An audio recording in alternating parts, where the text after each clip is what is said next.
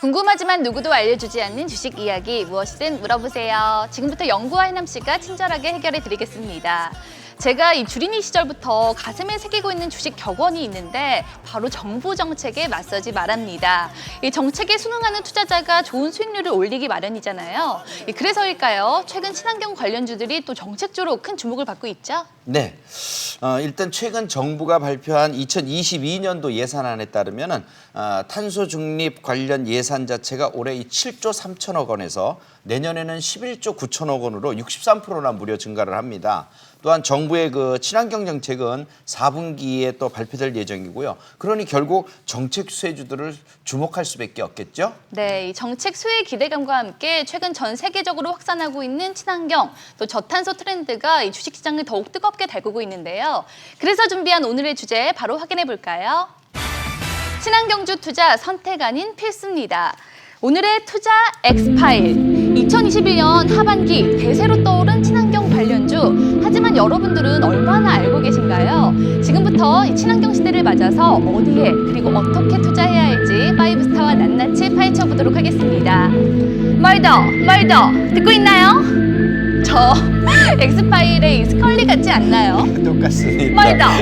오랜만에 추억이 새록새록하네요. 네, 오늘은 이렇게 스컬리처럼 똑소리 나게 관련주들을 집중 분석해 보도록 하겠습니다.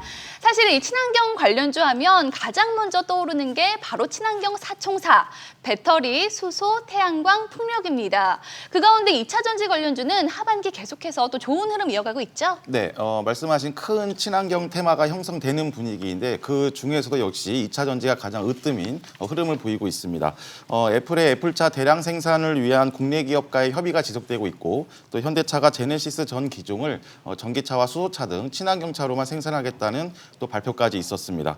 또 현재 시장 구간에서 이런 흐름으로 인해서 시장 대비 2차 전지가 가장 강한 섹터로 좀 주목을 받고 있습니다. 네, 그런데 2차 전지 관련주의 치명적인 단점, 가격이 너무 비싸다는 게 아닐까 싶습니다.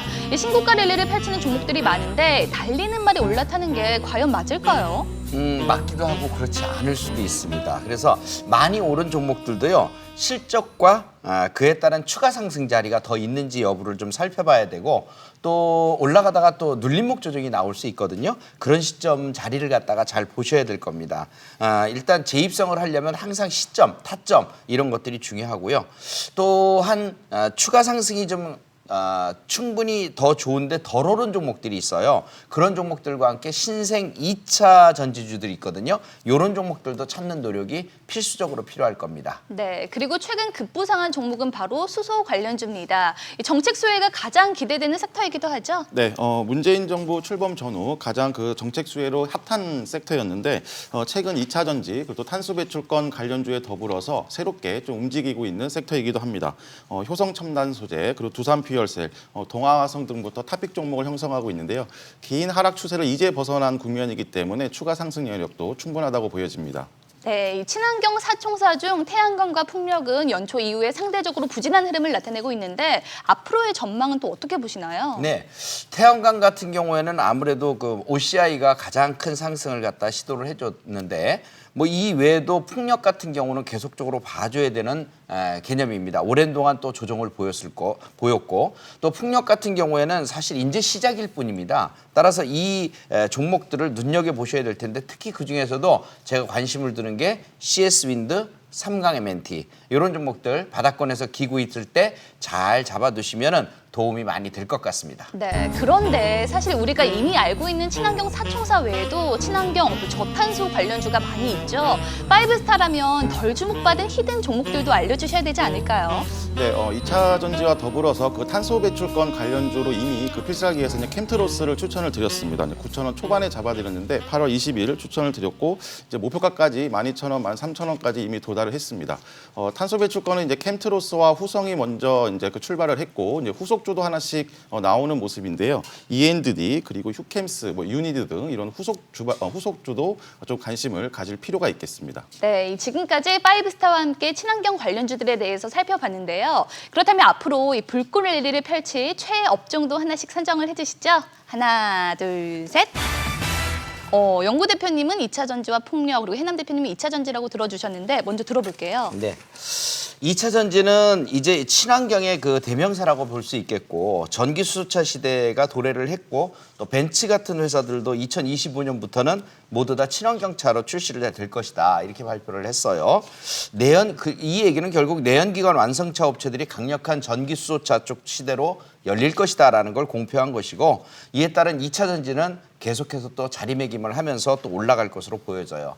단 여기서 폭력은 아직 시작도 안 했고 미국 바이든 추진 정책이라든가 친환경 에너지 또 신재생 에너지 정책 또 문 대통령의 그 탄소 중립 드라이브 정책 이런 것들과 맞물려지면서 포문을 열었는데 앞으로 이런 내용들이 속도는 더욱더 빨라질 겁니다. 그러니까 나중에 상승한 다음에 매수하려면 굉장히 힘드니까 이렇게 낮은 가격에 있을 때 줍줍 전략을 진행하는 게 좋겠죠? 네, 허 대표님은요? 네, 좀 기술적인 부분을 추가로 설명드리면 그 8월 국내 증시 조정 전에 2차 전지의 그 기존 주도주들이 모두 다 신고가 랠리의 그 3파동 국면에 있었습니다.